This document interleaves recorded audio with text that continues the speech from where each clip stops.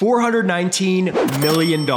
That's how much college dropout Mike Fata sold his consumer company Manitoba Harvest for in 2019. In his early 20s, Mike lost a ton of weight and he focused on hemp seeds as a healthy fat product that more people should consume. He scaled the company out of Canada into the United States to over $100 million in sales. I mean, I'm talking little packets of seeds making over $100 million a year. And we interviewed him on our podcast. So in this interview, Mike is going to cover the best advice he has for young entrepreneurs, how he built his business to $400 million, and a bunch of other funny moments that I think you'll love. Enjoy.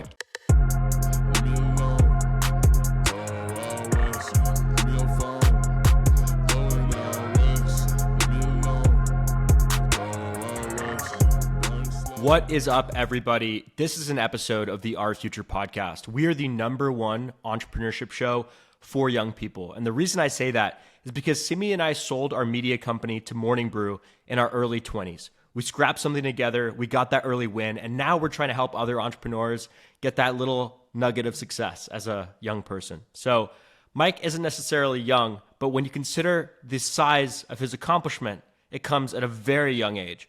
Mike, we're super stoked to have you. And the first question I want to ask you is, and just like talk with you about is, you lost 100 pounds of your body weight before you built your first company. Is that correct? Yeah. Well, thanks for having me. And yeah, that's what started me out as an entrepreneur. Is I got sick and tired of being sick and tired being a 300-pound teenager at 18 years old, and started this whole health kick, which was a 100-pound weight loss journey. And now I've been 25 years in health, but that's what got me into the health food business and really interested in hemp seed.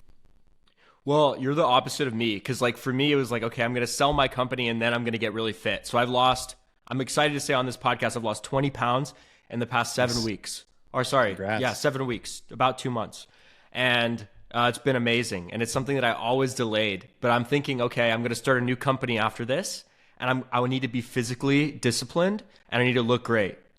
Because I'll probably be able to raise more money too, you know? It's just going to help in all the different ways. Hey, you know, I think about being entrepreneurship is like being an athlete. You know, the better conditioning, the better shape you're in, the better you're going to do in the stressful times and in the grinding times. And that's why I love the health food business. If you're aligning your personal passion with your business passion, you're always on to health, you know, and that'll serve you well.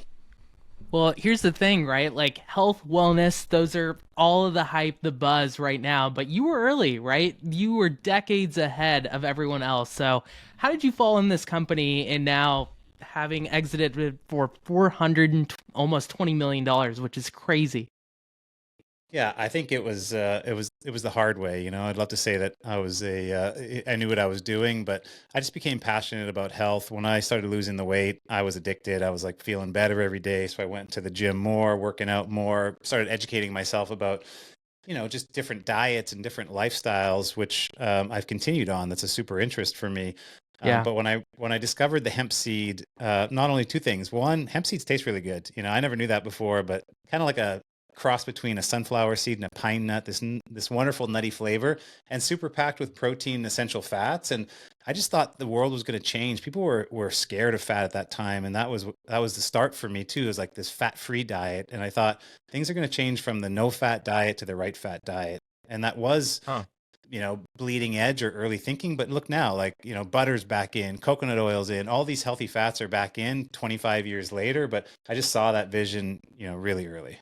I feel like carbs are more or less the big enemy nowadays, right? Like that's kind of the big demonized food category. And it was, I think these go through cycles, you know, like now well, I mean, keto's coming off, but you know, it was Atkins back in the day. You guys maybe too young to understand. Yeah. That Atkins guy like licensed his name in like American grocery stores. And I'm pretty sure, I don't know if you've heard of this, but like the business is doing hundreds of millions of dollars a year with a range of keto products.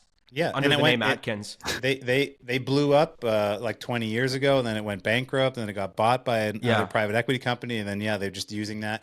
But the Atkins diet or the low carb diet was just repackaged a couple different ways, and South Beach diet. They called it the South Beach diet too. Yeah, looking all cut over there in Miami. Yeah. Yeah, but I think more and more now than ever, especially through COVID, like people are more serious about their health, right? Like understanding, hey, life just doesn't feel as good when you're not healthy, and you could do something about it. Most of it's what you put in your mouth, but there's a lot of other things you could do to increase your health. And I've just been geeking out on that for the last like couple decades.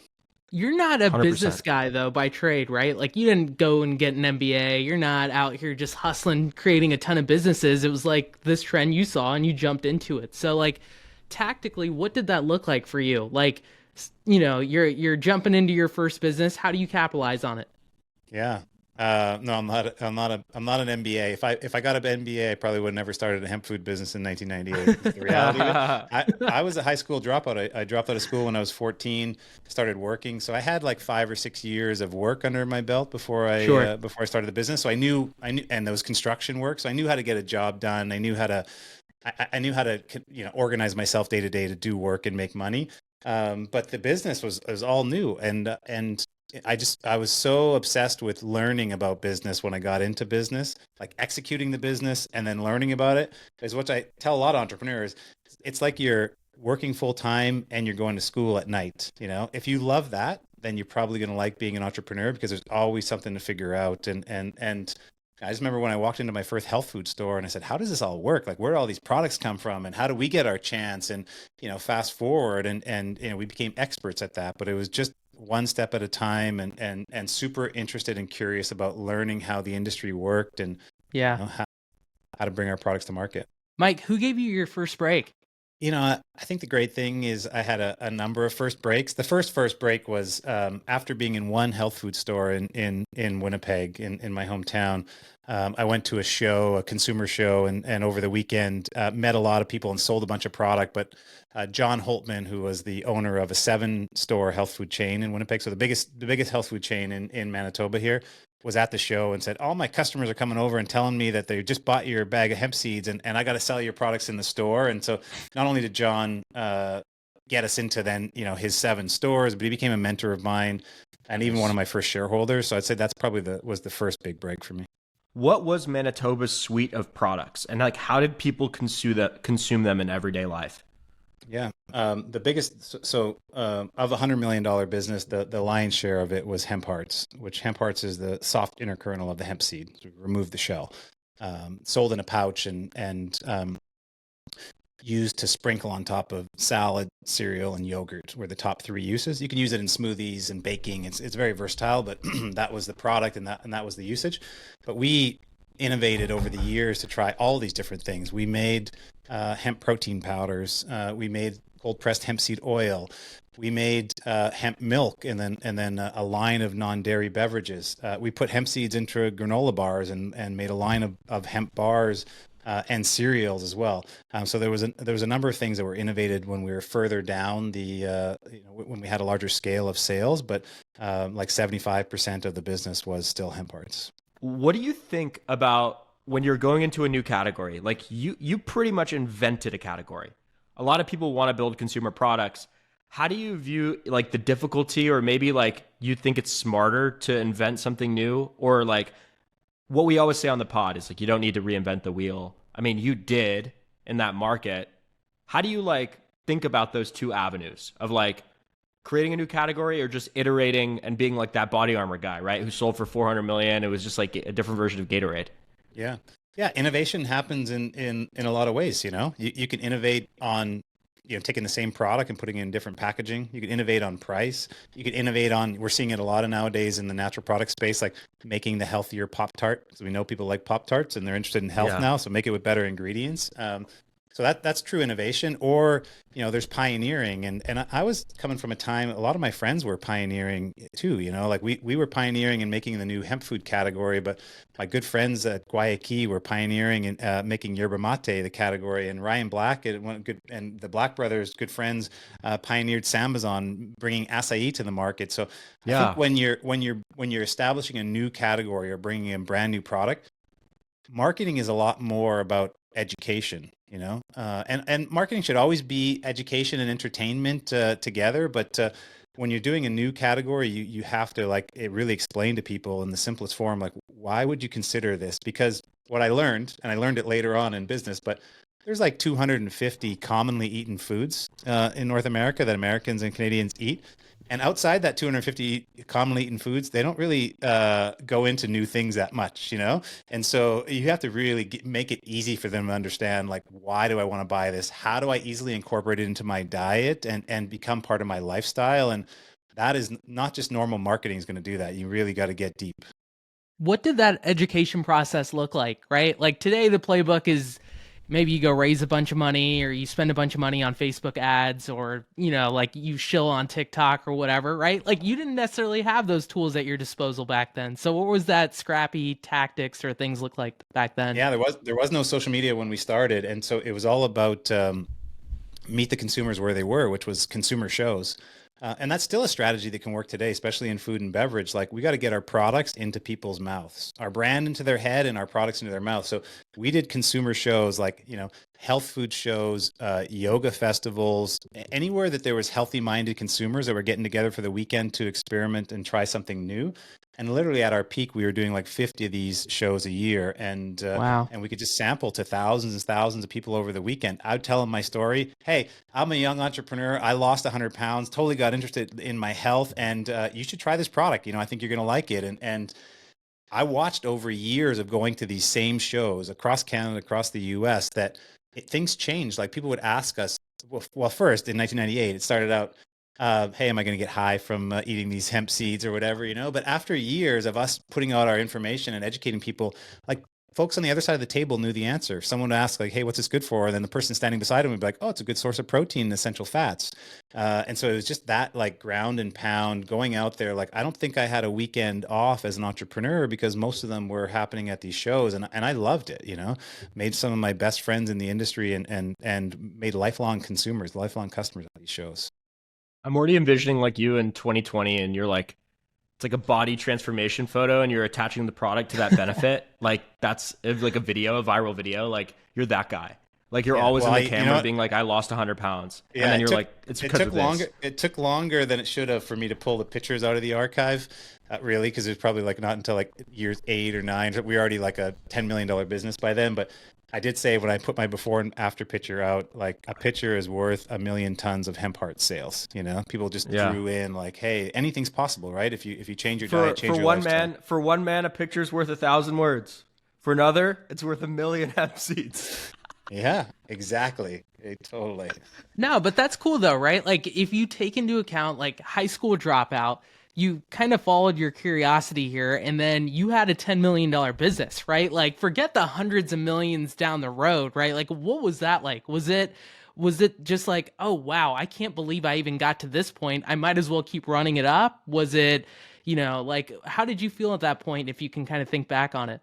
Yeah. I mean, when I started the business, hey, I came from a very poor family. When I started the business, I thought $1 million was success. I wanted to be a millionaire. So I thought if we do $1 million, it took us 5 years to get to our first $1 million in sales.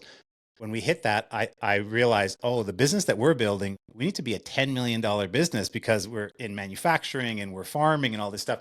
And so and then but I had at least the vision to get to 10 million in sales. It took us 10 years to get to $10 million in sales. And when I did reach that, I started to then have that next stage of the vision at 10 million. I thought, oh, wow, there's a 50 or $100 million business here. And so I think it's hard. Entrepreneurs talk about, I want to build $100 million business. Okay, well, build a good $1 million business first, and then a $5 or $10 million business. And you'll see that next part of the path, but you can't jump forward 99.99% of the time. You can't jump forward too much. People see like unicorns and think that everybody could do it, but most of the time that just doesn't work. Yeah. That's crazy how long it took you to get to your first million, I feel like maybe if you had the tools of today, like TikTok Shop, you probably would have got to $1 million in like a year or two. Yeah, it for sure. And now we're living, hey, some of the strategies are still true, right? Like when I use the consumer show, but execute locally and then amplify digitally is a great strategy nowadays, because then you could reach such a larger audience, but you're still like when you go and build a display in a store or you go to a show or an event and you show off like the feeling behind the brand, like healthy people having a good time and like what you're really offering. Now, like, 1 million people, 10 million people can see that overnight. Mike, I'm thinking of what you said the other day about you were telling Jake Carls to like, don't just go local, be local. And I was thinking like, Like you can't just be a tourist. Like you're going to Portland, you better wear that. You better look homeless. You know, like you better fit in. And I was like, Yeah. damn, that was probably Mike going to all these different stores. Yeah, I'm He's a like, big believer in. he says in Montreal, he's got a French accent. It's like, dude, you don't even speak French, Mike. Local everywhere. You know what the feeling? No, but let me explain the strategy of local everywhere so that your listeners can really get into this. When you're going to Los Angeles, okay? I'm from Canada. I'm going down to LA and I'm going to start marketing there. I could go and like stay in a hotel and then be like a touristy entrepreneur there, but I didn't. I went and I met friends and I slept on their couch. And when I was sleeping on their couch, I said, "Hey, you know what? Frank, let me take you out to dinner because I'm sleeping on your couch. I'm putting my dollars instead of this hotel. I'm putting it to work to take Frank out to dinner because I'm sleeping on his couch. But Frank, let's go to one of your friends' restaurants so you can like support one of your friends with my money for sleeping on your couch." Those are some of the strategies and tactics that all of a sudden become local. Guess what? Next time I went to LA, I had a community there, a little one, and it grew bigger and bigger. And so just some of that thought of like when you show up somewhere, be local. Don't do it like a tourist, and especially if you're an entrepreneur trying to like establish yourself there. What does product market fit look like in the world of consumer? And the reason why I ask is I feel like we get such different answers. Like some people, it's just revenue targets. For other people, it's like they got a deal with a big retailer. I mean, now you're also an investor, right? Like you've invested in tons of successful consumer companies. So I guess like for you, what is that signal or that sign that like you've reached PMF? Like now you just need to like double down and scale up the intensity. Yeah. Scale is one thing for sure. You know, that's why I'm not an angel investor. I like the $10 million revenue company because I know I could help that business grow to 50 or 100 because I've done that and it's a little bit more unique for me. So for sure, when you get to a scale like that, you know, you have a product market fit or you should have a product market fit. But it really determines like, it really depends on how the revenue is made up. You know, in consumer packaged goods, it's all about being an inch wide and a mile deep. So we want to have like one product that's sold in 100 stores and that's the first $1 million in sales is a lot better than having 10 products that are sold in 1,000 stores and people go, I made $1 million. I did my first $1 million. Yeah, but there's not a good step for that $1 million to go to 10 when you built the revenue like that, right? And so besides product market fit, I look through the lens of founder product fit and founder market fit, which can give you a good indication of, is this business really scalable? And you know, if you want me to break that down, like if you think about it this way, you know, someone that's doing a plant-based protein company, if they're a meat eater, they probably don't have product. They probably don't have founder product fit because, you know, why would a meat eater make a plant-based protein product, right? Yeah. And also, you know, do they really understand the vegetarian consumer or someone that's going to buy their products? Do they really understand the market? So if you get a good fit between the founder and the product, the founder and the market, you're more likely to get a good product market fit. But people just jump right to the product market fit. Mike, that sounds like a Rockefeller quote. Like, son, you should be an inch wide, a mile deep. It's true. Hey, you know what? The number one thing for entrepreneurs in the CPG space, they don't know what they're doing, and so they go, "Hey, I just got a national listing with XYZ retailer." And I say to them, yeah, but you're selling like 2 units in each store that you're in. You want to be selling like 10 or 15 units in each store that you're in before you go into 10 times or 100 times a store. And they go, oh, really? Is that a good idea? Because if that goes wrong, you get discontinued. Now all of a sudden you're like a national brand that failed. Yeah. And quite simply, you could have a great product, but you just went too early and you expanded too wide. Wait, so you mentioned LA.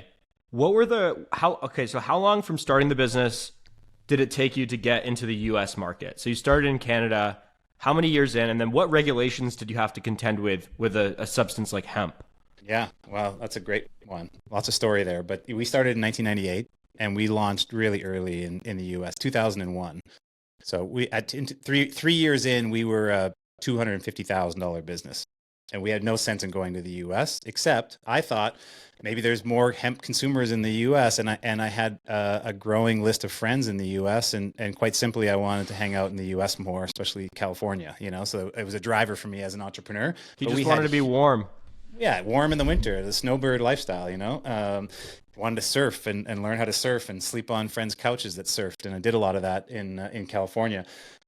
But there was definite roadblocks because hemp was legal in the U.S., but the FDA, the Food and Drug Administration, tried to come out literally 2 months after we launched in the U.S. and said hemp foods were illegal. They can't sell them, which wasn't the law. But retailers and the industry got confused, and so they said, "Oh, we Yeah. can't sell your product. We're going to go to jail." And we had to take them to court with the Hemp Industry Association. We literally took the U.S. government to court for 3 years, from 2001 to 2004, and we defeated them in the Ninth Circuit Court in San Francisco, which then was the first opening of the door to say, okay, I think hemp foods are here to stay. But it still took another 14 years after that for hemp to become legal in the U.S. It was 20 years for us to get hemp legal in the U.S. Wasn't it 2018, the Farm Bill? Yeah. 2018 Farm Bill. What the viewers don't know is I did a pitch comp in college, and I pitched Tilray, which bought Mike's company, and we were talking about how that Farm Bill opened up like this penetration. But how did you sell in the U.S. until the Farm Bill then?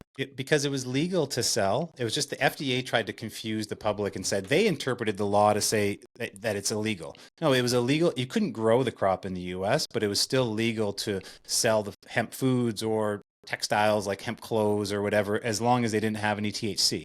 And that's been through all the way through the whole history of the business. And it wasn't until in 2018 what happened was they legalized hemp for production. So then the U.S. could grow hemp, and they did in a number of the different states, which made the timing for us to sell the business the perfect timing, because not only did Trump sign the Farm Bill that legalized hemp, but the FDA gave us GRAS status for hemp seeds, so generally regarded as safe, which means the food is okay by the FDA standard. We had lobbied them for 5 years plus to give us GRAS status, and they did it 2 weeks after the U.S. legalized hemp, because it was all a political thing.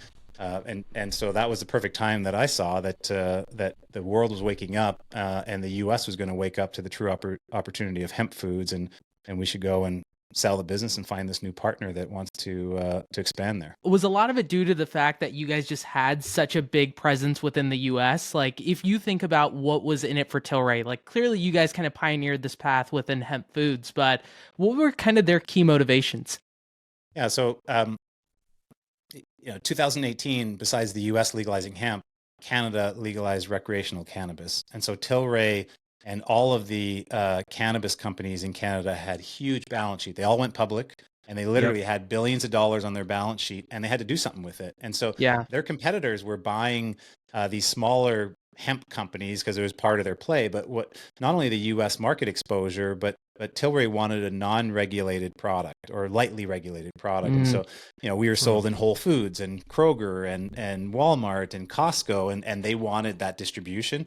There was also the kicker at that time was CBD, cannabidiol, was thought to become legal and saleable in the U.S., which hasn't turned out to be the case. There's still restrictions from the FDA, so you don't see CBD. You see it being sold in some retailers, but not in a Walmart or not in a Costco. But that was the thought from Tilray, is that if we buy this business that has all this distribution, 16,000 retail partners, and has a position to sell CBD, not in a cannabis store, that would be very good for them, and they could pay 4 times our sales, $419 million. Wow. And so you were doing 100 million in sales. How much did you guys raise for the business? Like, how much, did you guys give away on the cap table? Yeah, I mean, we're a very capital efficient business. We used a total of $6 million to really, from the time that we started the business until we sold the majority the first time, because we did have a private equity partner that we brought in 2015, and we sold majority. But from 1998 to 2015, we used $6 million of equity to get to like 50 million in sales. But in Canada, there's a lot of non-dilutive capital. So we had like $10 million of loans that were generally like low interest or interest-free loans that the Canadian government sponsored, because we were in manufacturing and we were building factories and we were building jobs. Also, like $2 million of grants that the Canadian government gave to us over that time. So that like 1/3 of our capital was equity, that $6 million. 2/3 of it was government, no interest or low interest loans and grants. And I always tell entrepreneurs, because it's not only in Canada, the US has it in different states too, like look for the opportunities for non-dilutive capital to really expand your balance sheet. It's super helpful. And then when we sold the majority to private equity, we did use them as a sponsor because they were $1 billion fund, and used their capital to acquire our biggest competitor, Hemp Oil Canada. So in 2016, we did a $42 million transaction, and that ultimately led to the $100 million in sales and our liquidity event. I was going to joke for a second there because when we talked to Jay Carls, who you're an investor in his company, Midday Squares, a big kind of reason to why he was able to succeed was he pulled in some of that non-dilutive capital from Montreal, right? Like they were a big financing partner for his factory. Yep. The Quebec government there, so same thing, like gave them their first $3.5 million to build the factory. So we did the same play. Like if you're going to raise equity dollars, put the equity dollars to new product innovation, sales, distribution, growth, and use your debt dollars, the lowest cost possible, if you're going to build manufacturing assets, right? CapEx. It doesn't make too much sense to raise equity and use it to buy machinery and build a factory because it won't have the return on investment that you need. Yeah. Quebec, A16Z. I don't know what I'm gonna go with next time.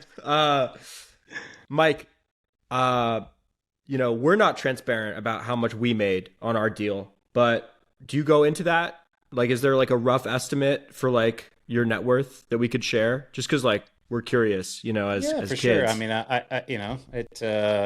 it's just between me, you, and the world, right? Like, I was always a big believer. Hey, I grew up with nothing, right? I grew up with a single mom, very, very poor. So I was always a big believer in a smaller piece of a big pie. And so by the time that we got to the end of the business, I owned like 10% of the company, but people could do the math on that. It's still a life-changing transaction and has given me and my family more equity dollars, more family fund dollars than were ever in my business at all up. That's crazy. It totals like everyone else before me. And so super proud of that. And it's not like that's a one and done for me. I've not only grew and sold the business, but now we're having success through the transactions of portfolio companies where I'm not operating the business, but invested in them and helping them grow. And so Soul Cuisine was my first portfolio company that we went full life cycle, and within 3.5 years grew the business 4x and took it public, but then had a liquidity event for $125 million.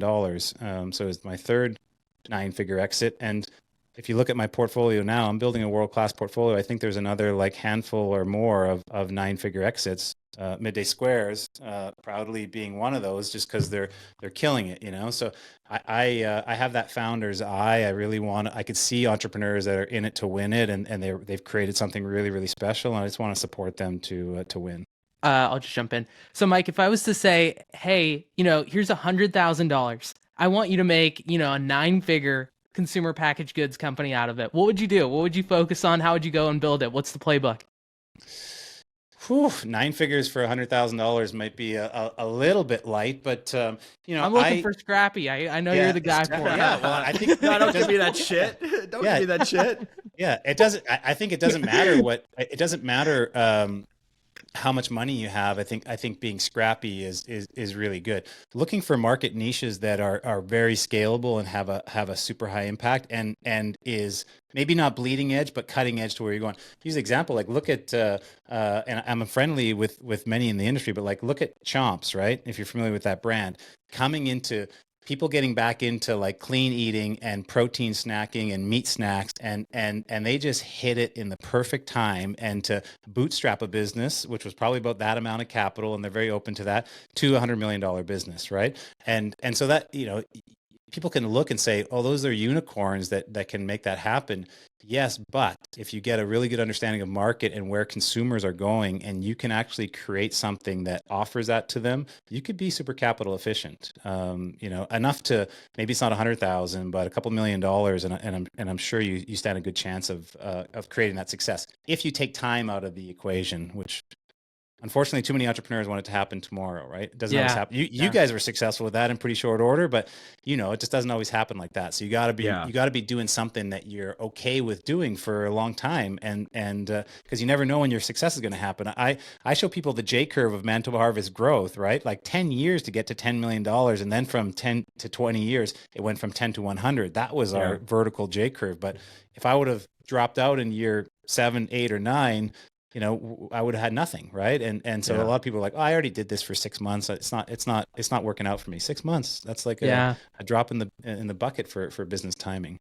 Are there any other areas that catch your eye outside of health and wellness? Because I talk to a lot of consumer people in Austin. They're like, yeah, we're going to go start a supplements brand, or we're going to go do this, like some weight loss related trend, right? Because that's, again, where all the hype is.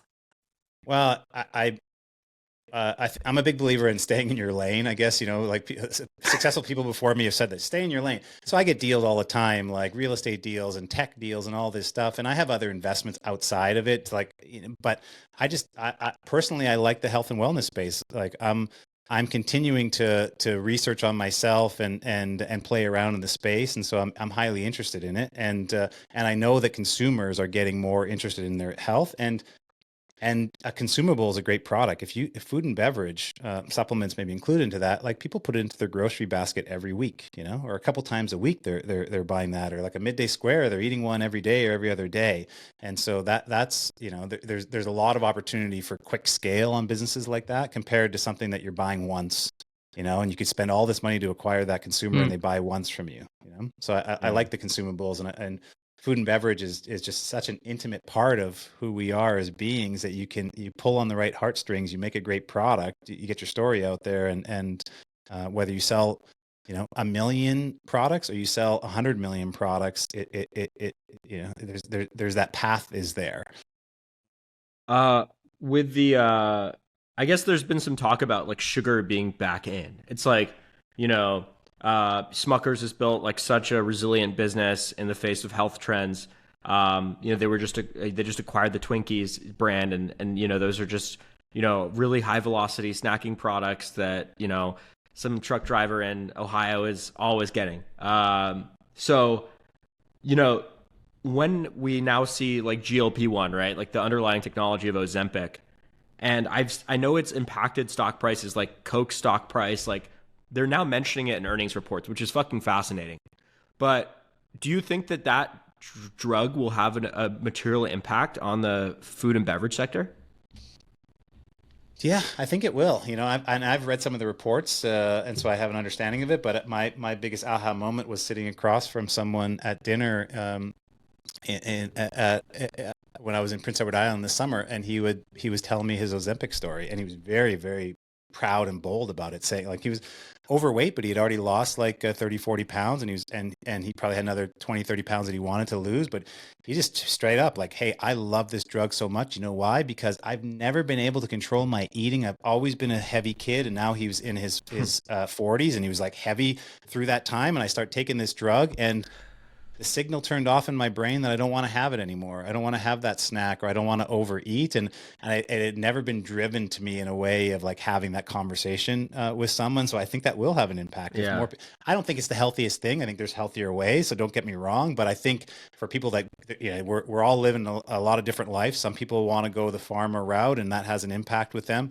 It will impact if people are like not consuming 4,000 or 5,000 calories in a day, they go back to their 2,000 or 2,500 that they should be. That's going to have an impact on the food and beverage business. But I think the natural and organic, the health food part of the business, the food and beverage industry is ripe for more growth, and it's going to come out of the conventional food industry. Yeah, Mike, your kids are going to be like, Dad, like, I just got this thing, and I lost like 20 pounds in college, and you're going to be like, son, I used hemp seeds, like used injections. I used hemp seeds. And it's like, wow, times have really changed. Hopefully not, but you never know. I try not to be. I don't have a purist mindset. I've been through that part of my journey, and so my kids, like, My house eats like a health food store. Everything in here is pretty healthy, but I'm not Yeah. restrictive. They got to live their life. They got to experiment. I just when they say, "Hey, I want a A&W teen burger," and I tell them, "You know how many ingredients are in that?" And they're like, 10. And I'm like, let's check on the website. Oh, it's 125 ingredients in there. Why don't we go have a really high quality hamburger instead if you Yeah. want it? You know what I Just mean? make your own at home. Yeah. Yeah. Or go out to a gourmet restaurant if you want that. And so I'm teaching them more mindfulness, like know what's in your food. We've come a long way Yeah. as a society. Hey, 25 years ago when I started in the business, no one was reading food labels. They didn't even have a Hmm. clue. That's why our industry was so small, right? The health food part of the industry. Now people are more aware. They're like, if I eat that, it's probably going to make me feel like shit. I might still eat it anyway, but I may not, and that consciousness is happening from people really understanding what's in the products that they're eating. Mike, what's been kind of your biggest mindset shift from, hey, maybe very humble beginnings to now making it big, right? Like probably changes in how you spend, how you think about money, but most importantly, like what has that done for you specifically?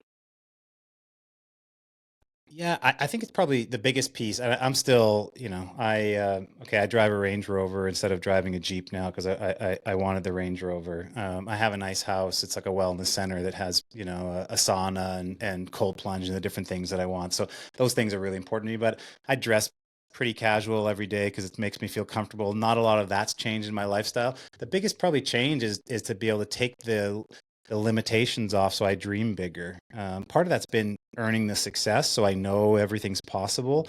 But when I was younger, I thought, well, I didn't come from success, so I shouldn't dream too big. I mean, I dreamed pretty big and I made the success, but I shouldn't dream too big, right? And now I'm like, no, no, no. I could take big swings for the fence and I can help encourage other entrepreneurs to take big swings for the fence. They shouldn't have limitations even if they just grew because they grew up in a certain way. And that's what I wanted to share in my book, right? Like just even if you didn't come from a conventional family and go to a great school and have all this money to start your business, you could still make a very profitable venture, right? Like so don't limit yourself, and that's probably the biggest thing that I've got from creating success.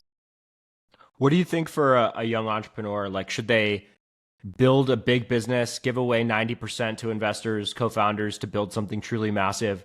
Or should they just like do a solo kind of internet business and make a couple million a year and maybe it's stable? Like what do you think is the right That's path? Like, that's the beautiful thing about the entrepreneurship. There's not just one right way, I think you have to figure out what your way is, and that's the challenge. And to do that, I suggest that people go and model entrepreneurs that they want to be like. Like look at someone's success that they've created and say, hey, if I want to model that success, what does it look like for me? That's when I met John Mackey, the founder of Whole Foods. I was blown away at that time. I was like, oh, okay. And that 0.5% turned into a big deal when Amazon bought Whole Foods, right? But I was like, oh, that makes me think a lot different of scale, where I work with entrepreneurs that they're creating a family legacy business. They never want to sell it. So I'm like, well, don't take a shareholder if you want to keep this forever. And even if that means you're going slower at whatever your business path is. So it's so individual that again, that's what makes entrepreneurship challenging, but it's also what makes it exciting. Like you could literally do it your way.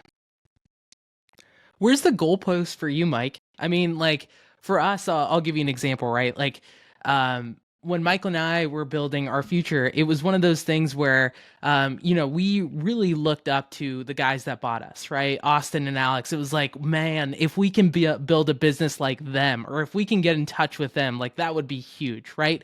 Now they're like partners and people we work with and talk with on an everyday basis. And now you're like, wow, if I could only be like these guys, or if I could only work up to something like this, right? Is there anything like that for you? Is there someone you really admire, or you would say, like, if I could build this kind of business, that would be really fulfilling? Yeah, I'm living the life right now that my mentors were living. It's just they were in their 60s, right? So some of my mentors that I grew up in the industry and helped me, um, coach me, mentor me, even be part of my board. I saw they were successful. They built some of the best brands in the industry, like Cliff Bar and Kettle Chips and like big businesses. And I watched them go through their whole career, and then they kind of went into semi-retirement game, which was investing in companies and mentoring them, but they're in their 60s, and I'm doing that in my 40s, and so I'm living the life already. I'm not. I Yeah. know what I'm doing right now and what I've reinvented Mike 2.0 to be over the last 4 years. That I could do this for the rest of my life. I'm really enjoying it, and I know that I'm inspiring a lot of not only young entrepreneurs to be successful, but entrepreneurs that are already building success of what they want their life to look like. Because if you get into a place where you're well connected in community and you're giving back and you're still being really successful with that, who doesn't want that, and have all the time on your hands to really do whatever you want. But I'm not seeking like, hey, I want to be Warren Buffett and have the biggest, baddest company in the world, of portfolio of companies. I just because I don't overly like to think about things feeling like work. I want to be doing this because I enjoy it. What would your advice be to young people who are looking to learn quickly? And the reason being is that I had this recent reflection where it was like, you know what, in college, I tried to start a lot of different companies, right? Didn't necessarily work out. But maybe that time would have been better spent if I just like went to one of these people that I would, admired and was like, "Hey, I would love the chance to work with you in some capacity." Do you think there's one route that actually makes you a better business builder over the other? I don't think there's one route, but I think that entrepreneurs can benefit from knowing there's different kinds of mentorship, and mentorship is definitely the way for them to get faster, better at whatever they're doing. So, that you brought up that, the traditional mentorship, like, and I had it when I was younger, like an older guy or gal that's been through it before, and you could be by their side, and they'll kind of teach you things. Which is huge. If you have that opportunity, that's great. But there's also peer-to-peer mentorship, right? Get with other like-minded entrepreneurs that are similar age to you, and maybe non-competing businesses, but you guys are all building together. I had that with Sambazon, Guayaki, Dagoba. Some of my friends were building similar companies in the natural product space. We could learn off each other. Who's the buyer there? How did you organize your P&L? Like all these like peer-to-peer things. And then what I'd call more mass mentorship, right? People listening to your program, like people subscribing to, different social channels. Maybe I'll pitch my book, like read my book, like that kind of mass mentorship stuff. You can glean a lot of insights from and personalize it to you. So there's not one form of mentorship. There's like those three big channels, but I think any entrepreneur should realize that if they plug into the right mentorship, it's going to really help expedite their business growth. But going back to your mentorship point, I think a lot of young people want a mentor, but it's really hard to get one. I feel like if you don't have like an already interesting project, like, there's this great story where Warren Buffett asked Benjamin Graham, like the famous investor, wrote The Intelligent Investor. He's like, I will work for you for free. And Graham was like, your price is too high. And I was like, damn, like that's such a great quote, because it says a lot about you need to also bring value to the table. And I feel like one thing young entrepreneurs can do is like give a mentor some reason to live vicariously through you. Like you have to have a thesis, a strong, put your foot down thesis on the world. And then you need to explain that and communicate that to a mentor to get them interested and like watching your journey evolve. So I think it's tough when people try and get mentors before they have a good business idea. I think it's hard to do it the other way around. You got it 100% right. I mean, one of the reasons I created all my mass mentorship tools is because I don't have enough time anymore to do one-on-one with people. And but I get pitched all the time. Hey, would you mentor me? You would be the great mentor. And I say to people, if you want, if you want to, it's mentorship is a two-way street, right? There's the mentor and the mentee. Why is the mentor mentoring? Probably because he or she wants to give back, for sure. But it's an excitement. Like I could tell you, and Jake Carls and I talk about this all the time. Like Jake he's 20 years younger than me, and people say, look, Jake is doing what Mike was doing 20 years ago, pioneering. And I'm like, yeah, he's doing it a different way. It's very exciting for me. Not only do I love the products, I love the business, I'm invested, but even before that, I was like, I want Jake to win. He's bold, he's exciting. I just get fired up when I'm around him, and he says the same thing. Like Mike gives me, some thoughts, some lessons that I haven't learned before, and like it is a two-way street. So I think you're right. You have to be clear with your own vision, and you got to be already down the path or creating excitement, and then know what you need from a mentor, because a mentor's not going to solve all your problems. They're just gonna help guide you a little bit, but you got to give just as much to them. Because it is a time commitment, and time is the most valuable thing. Yeah. Like there's people I admire, but it's like even though I'm in a position where I could send them an email and they'd probably hit me back, like I ain't got nothing to say to them. Like I ain't got no questions. It's like, Well, that's you what I gotta tell have, people too. And yeah, I've done 1,000 conversations, okay, over the last 3 years, 1,000 conversations with entrepreneurs, just to chat with them for like 20, 30 minutes. Give me 2 or 3 things you're trying to figure out. I'll give you my perspective on what I've learned in that similar situation. But then after that, they're like, well, can we have this next conversation? And I'm like, well, I don't have enough time to do that. And I'm spreading my love around to a bunch of people. But if you have one riddle you're trying to solve, just ping me and like send me a note on LinkedIn and I'll fire you back an answer. That's really easy, right? But it's not like this. Can we meet every month or every quarter or something like that? No one has time for that. But I do get often asked, like, where do I find my mentor? And I'm a big believer in that your mentor is likely playing the same game that you are. And so like going to a trade show, a conference, an event, hanging out in the same digital circles that they are is likely where you're going to find the right fit. And then just be you doing what you're doing. And you're probably going to attract those people better than like, hey, can you be my mentor? Yeah. I don't think anyone. Yeah, I was gonna say you see a lot of founders, right, coming your way. What are some common pitfalls almost where it's like what might be popular advice?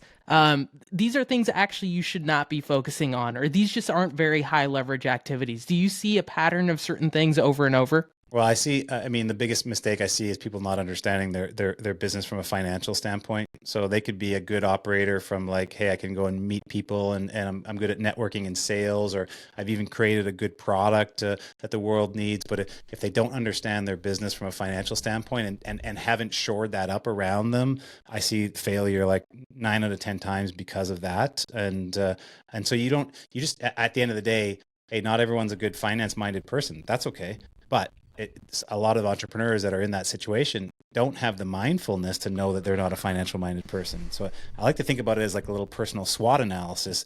What are my own personal strengths, weaknesses, opportunities and threats coming at me? And then as I'm starting the business, what do I need to show up around me to be successful? Because if you don't do that, it's death by 1,000 cuts in business, and most of it's finance related. Like you put a plan together and it doesn't have any relation to your budget, to the finances. So even if you execute it and you get those new stores or you launch the new product, or you get this viral hit on social media or whatever, it doesn't translate over into the financials, and then you're screwed. Mm-hmm. That's literally why I brought Simi on to work together.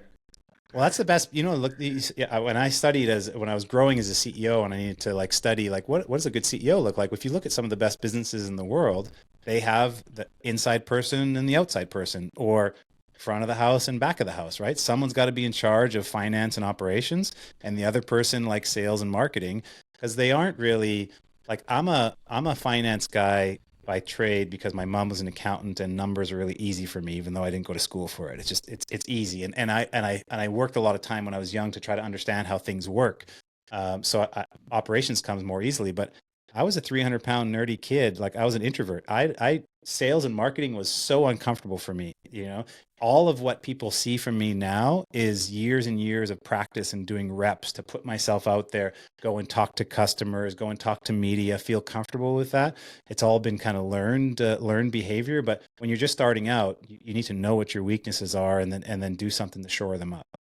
I've always thought that if you've had like strong business fundamental sense, you're slightly creative even, and you just work hard, like you can figure it out. Like if at its very core, like you have like enough financial competency on like, okay, how do you make like what is the margin we need to sustain to build like a successful company over the long term, right? And again, you're just slightly creative. I really do believe you can have a good business on your hands. Yeah, I think so too, as long as you keep it simple. You said it there with simple, right? Yeah. What happens is if you get the business too complex, especially when you're small, it's really hard to understand it. You could fool yourself. And then if that's not one of your strengths, you can get off the mark pretty easy. Any thoughts around like playing into a trend, right? Like, again, I talked a lot about health and wellness being a trend right now, but like you've lived it for 2 decades, right? So it's longer than just a trend, right? In today's day and age, which may last a month or two. Yeah, I mean, I think the world is continuing to wake up to health, right? It's whether that's gadgets and like, look, now you have like businesses that are going to be $100 million businesses selling cold plunge tubs. Why? Because people want to feel better about themselves. And if you put yourself in cold water, you'll feel better about yourself generally. But think about even 5 years ago, people were like, what? There's no way that could even be a business. Never mind, it's a whole industry. There's like 100 companies doing it, right? And so I think if you see that, from awareness, people are just going to want to feel better. This world is working against a lot of people like feeling poor. And it doesn't maybe feel like that when you're in your 20s. But when you're in your 30s and you're in your 40s and you age on, like, you need to do a lot more work on yourself to feel good. So I'm a big believer that that's never going to go away. Healthy eating, health modalities that you could bring into your home easily, anywhere that gives you more time back so that you can do the things that you love that really fire you up. Those are all going to be longstanding trends. Well, Mike, thanks so much for your time. It was a fantastic conversation. So cool that, like from one interview opens the door to the next with Midday Square. So it's going to be awesome. I can't wait for people to see this. Where can folks find you, Mike? MikeFata.ca has kind of all things me, my book, my podcast, my speaking tour. But I'm most active on LinkedIn from a social standpoint. So if you go on to LinkedIn, you're going to find me there on a daily basis, and I love engaging with people. So hit me up if you're on LinkedIn. And what's your criteria for? I know you're also like a big investor in the space. So maybe what kind of profiles do companies need to have if they're reaching out? Yeah. Well, my thesis is pretty simple for investments. I love products that I have in my house that I eat on the regular basis, and then I meet founders that I literally want to have in my house and hang out with and have dinner with and strategize with. So, and then the business fundamentals kind of got to be good after that. But I'm not an angel investor, so I am looking for a scaled business. $5 to $10 million in revenue already off to a start, and then a business that some of my portfolio is have private investments. Other ones I'm actively involved. I like being actively involved, like Midday Squares, Nuts for Cheese, Bloom, the parts of my portfolio where I'm helping the founders. I like building businesses. I'm just a recovering entrepreneur, so I can't operate the business anymore, but I can help the founder build the business. Sounds good. Have a good business and be cool. Those are the 2 takeaways. Cool sounds good. Yeah, you got to have the right fit. Hey, if you don't want to hang out with the person, you're not going to do much business together. That's for sure. Yeah. Fair enough. Cool. Well, thanks for your time. Stay frosty. Catch us on another episode next week, next Wednesday, where we will have 2 founders where we break down their stories and the tactics on how they built their revenue generating business. Stay frosty, guys. Peace. Peace out, Mike. See you guys.